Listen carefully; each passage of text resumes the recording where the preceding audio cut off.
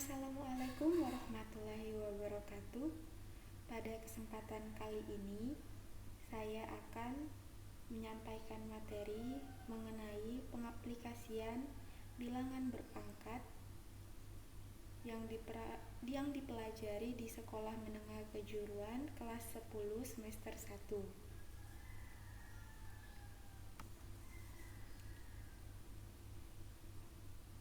Sebelum kita memulai materi, alangkah lebih baiknya jika kita berdoa agar apa yang akan saya sampaikan nanti dapat bermanfaat dan berguna bagi kita semua.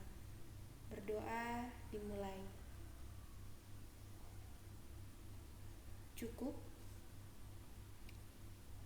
dan disarankan kalian untuk mempersiapkan alat-alat tulis agar membantu kalian dalam pembelajaran kali ini.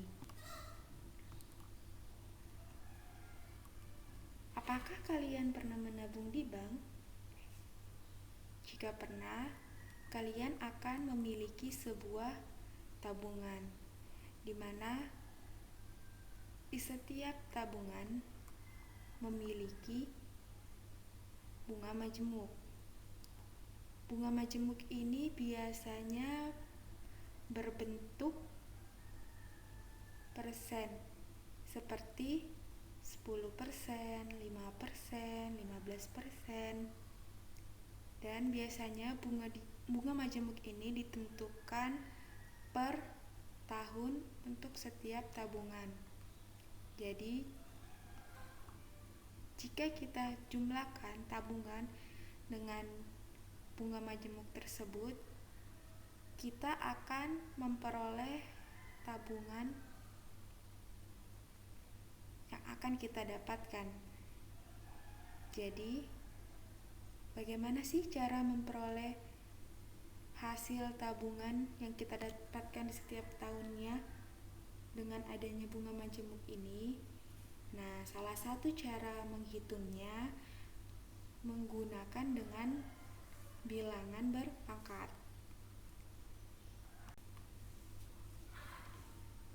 Tujuan pembelajaran pada kesempatan kali ini yaitu memahami konsep bilangan berpangkat dan dapat mengaplikasikannya di kehidupan sehari-hari. Jadi, setelah kita mempelajari jenis-jenis bilangan berpangkat, sifat-sifat bilangan berpangkat, maka kita juga perlu mengetahui apa saja sih contoh-contoh pengaplikasian bilangan berpangkat ke dalam kehidupan sehari-hari. Sebelum kita masuk ke materi pengaplikasian bilangan berpangkat, yuk coba kita ingat kembali tentang jenis-jenis bilangan berpangkat. Yang pertama yaitu bilangan berpangkat positif, di mana bilangan berpangkat positif ini dilambangkan dengan A pangkat N. Nah, dengan A merupakan bilangan real dan N ini merupakan bilangan bulat positif. Yang kedua yaitu bilangan berpangkat 0. Bilangan berpangkat 0 ini digambarkan dengan A pangkat 0 sama dengan 1, di mana A itu merupakan bilangan real yang tidak sama dengan 0. Jadi semua bilangan kecuali 0, jika dipangkatkan dengan 0 hasilnya adalah 1. Dan jika A ini merupakan 0, maka 0 pangkat 0 itu tidak terdefinisikan. Yang ketiga yaitu bilangan berpangkat negatif. Bilangan berpangkat negatif ini dirumuskan dengan A pangkat min N itu sama dengan 1 per A pangkat N, atau bisa juga dengan A pangkat N itu sama dengan 1 per A pangkat min N. dengan A merupakan bilangan real dan A tidak sama dengan 0 karena jika 0 ini tidak terdefinisikan. Dan N merupakan bilangan bulat. Yang keempat yaitu bilangan berpangkat pecahan. Nah, bilangan berpangkat pecahan ini biasanya dituliskan dengan A pangkat N itu sama dengan P, maka A sama dengan P pangkat 1/N. Jadi jika kita punya A pangkat N sama dengan P, maka bentuk pecahannya yaitu A sama dengan P pangkat 1/N.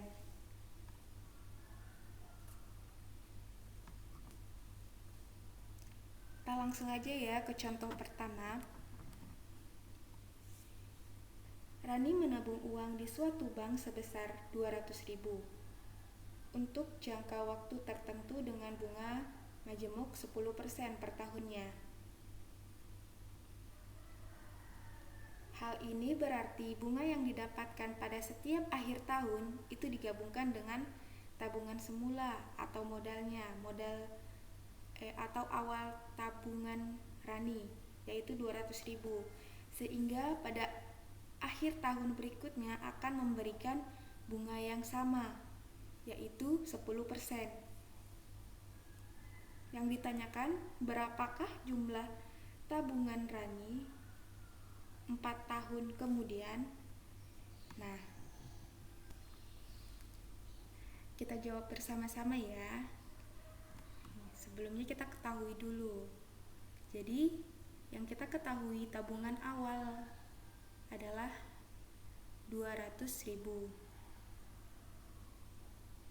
Sedangkan bunga majemuknya adalah 10%.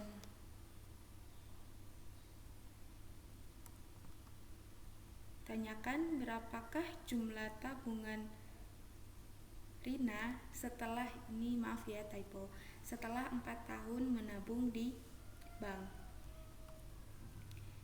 Nah, masih ingat kan dengan materi bunga majemuk di kelas 9? Jadi, cara mencari hasilnya yaitu dengan mengkalikan tabungan yang ada dengan 1 plus persenan dari tabungan itu. Jadi persenannya ini per tahun ya. Nah, itu akan sama dengan ini, 200.000 dikali 1 plus 0,1. Hasilnya yaitu 200.000 dikalikan dengan 1,1, yaitu hasilnya 220.000. Jadi pada tahun pertama tabungan Rina itu 220.000. Nah, untuk tahun kedua kita mulai dari 220.000 ini ya, soalnya kan tabungan Rina sudah 220.000. Jadi 220.000 ditambah 220.000 dikali 1 plus 0,1 itu akan sama dengan 242.000. Jadi pada tahun kedua jumlah tabungan Rina yaitu 242.000.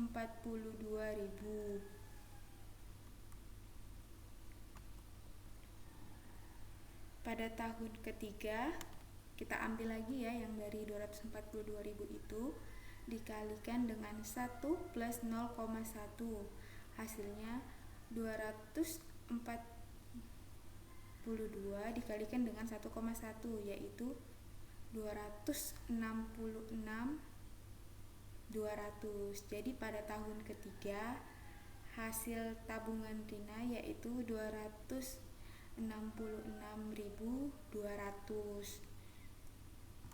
Dan di tahun keempat Kita mulai dari 266.200 dikalikan 1 plus 0,1, hasilnya yaitu 292.820. Nah, jadi setelah 4 tahun tabungan Rina yaitu 292.820. Nah, jadi ini menggunakan cara menghitung bunga. Tapi bagaimana jika Rina ingin mengetahui jumlah tabungan 10 tahun ke depan?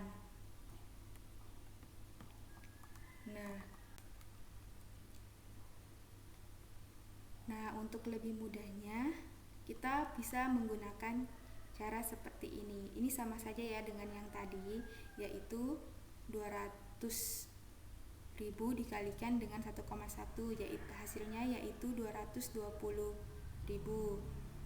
Nah, yang kedua, kita bisa menggunakan ini, modal awal kita kalikan 2 kali 1,1.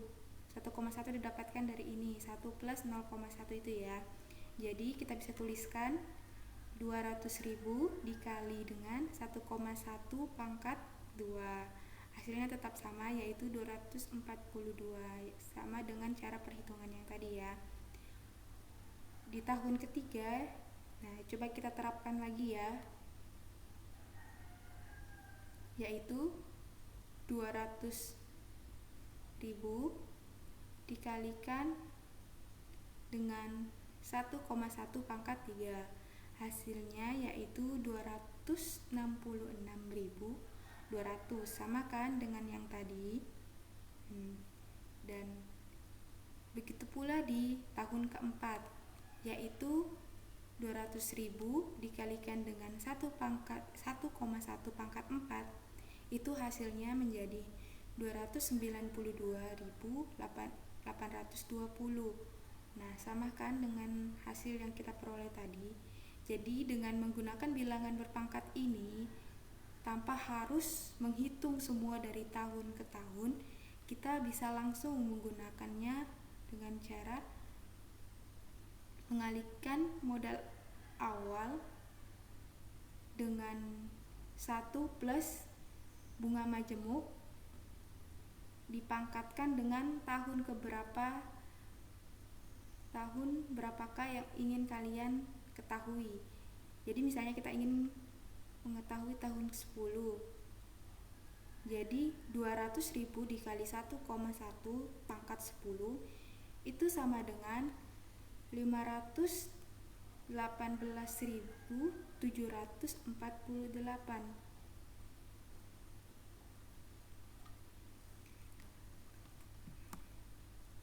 Jadi dari jawaban yang kita paparkan, yang kita peroleh tadi, kita dapat menghitung jumlah tabungan dengan rumus MT sama dengan M dikali 1 plus I pangkat T. Dengan MT ini merupakan jumlah tabungan. Nah, M ini merupakan tabungan awal atau modal kita menabung di bank tersebut, dikalikan dengan 1 plus I. I ini merupakan bunga majemuknya ya. Dan pangkat T-nya ini itu merupakan tahun keberapakah yang ingin kalian ketahui. Seperti itu. Nah, untuk contoh kedua, yaitu Anto memiliki sepotong kayu yang akan dipotong menjadi 2. Nah, punya sepotong kayu nih, dia akan memotong menjadi 2. Jadinya ini. Setelah itu setiap potong tersebut dipotong lagi menjadi 2. Nah, jadi setelah ini dipotong dari sini, dia dipotong lagi menjadi 2, hasilnya menjadi ini. Ya kan? Jika dilakukan pemotongan terus-menerus seperti itu, seperti ini ya, seperti gambar ini, maka berapa banyakkah kayu yang dipotong pada potongan ke-10? Jadi ini potongan pertama, ini potongan kedua, menghasilkan ini potongan ketiga menghasilkan ini. Nah, terus kalau potongan 10 berapakah potongan kayu yang dihasilkan? Kita jawab sama ya. Kita analisis dulu. Jadi di sini coba kita lihat, awalnya kayu itu hanya satu potongan. Nah, setelah dipotong menjadi dua, dia menjadi dua potongan. Setelah dipotong lagi, dia menjadi 4 potongan. Dan setelah dipotong lagi, dia akan menjadi 8 potongan. Jika kita perhatikan, dari 1 ke 2 itu merupakan perkalian yang dikalikan dengan 2. Jadi 1 dikali 2 sama dengan 2. 2 dikali 2 sama dengan 4. 4 dikali 2 sama dengan 8. Jadi jumlah kayu yang telah dipotong tersebut membentuk sebuah pola bilangan berpangkat, yaitu 1, 2, 4, dan 8. Dimana jika kita hubungkan dengan bilangan berpangkat itu sama dengan 1 itu 2 pangkat 0, 2 itu 2 pangkat 1, 4 itu 2 pangkat 2, dan 8 itu 2 pangkat 3. Mengapa 1 merupakan 2 pangkat 0? Hal ini sama dengan bilangan berpangkat 0-nya yang telah kita pelajari. Selanjutnya, kita dapat memperoleh nih, berapa sih potongan ke-10 yang dapat ditentukan? Karena potongan pertama itu pangkatnya 1, potongan kedua pangkatnya 2, potongan ketiga pangkatnya 3, maka untuk potongan ke-10 kita dapat menentukan dengan 2 pangkat 10, di mana 2 pangkat 10 tersebut hasilnya yaitu 1024. Kita lanjut ke contoh ketiga ya, yaitu lantai rumah Ana berbentuk persegi, memiliki panjang sisi 9 cm. Rencananya Ana akan memasang ubin untuk setiap persegi yang berbentuk persegi dengan panjang sisi 30 cm. Berapakah banyak ubin yang diperlukan Ana untuk dipasang di rumahnya? Jadi kita akan jawab contoh yang ketiga tersebut ya, maaf ini typo, terusnya contoh ketiga. Jadi diketahui sisi lantainya yaitu 9 meter, di mana sisi ubinnya yaitu 30 cm. Nah, yang ditanyakan berapa jumlah ubin yang diperlukan. Jadi lantai dan ubinnya ini sama-sama berbentuk persegi. Jadi untuk menghitung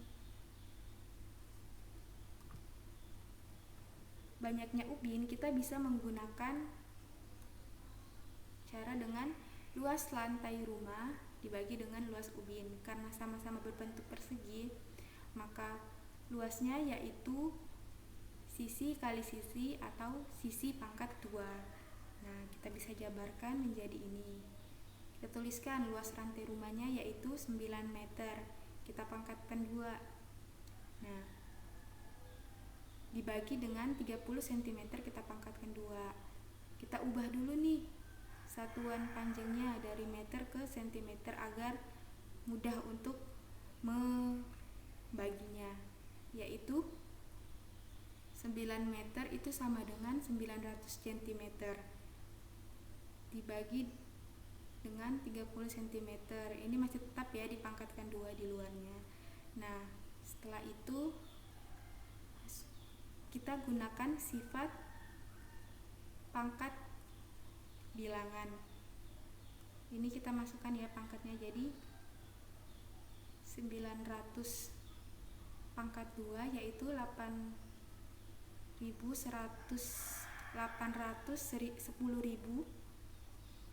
cm pangkat 2. Ini cm-nya juga pangkat 2. Nah, sama halnya juga dengan 30 cm ini. Kita pangkatkan 2 menjadi 9.000 cm pangkat 2.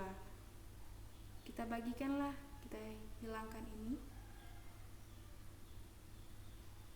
Ini juga kita hilangkan, Jadi sisa 810 dibagi 9. 810 dibagi 9 yaitu 90. Jadi banyaknya ubin yang diperlukan Ana yaitu 90 ubin. Jadi kesimpulannya, bilangan berpangkat ini dapat kita aplikasikan ke kehidupan sehari-hari. Nah, contohnya seperti tadi yang telah kita bahas ya, mengenai menghitung jumlah tabungan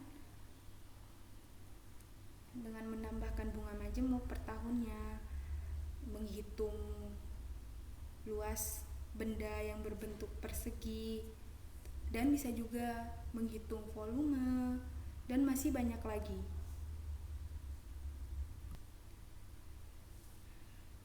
Nah, sebagai penutup, silahkan kerjakan soal ini ya. Jawaban bisa tuliskan di kolom komentar.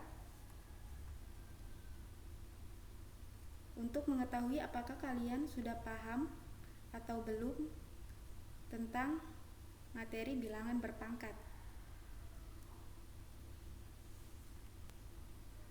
Nah, untuk materi selanjutnya kita akan membahas mengenai bentuk akar.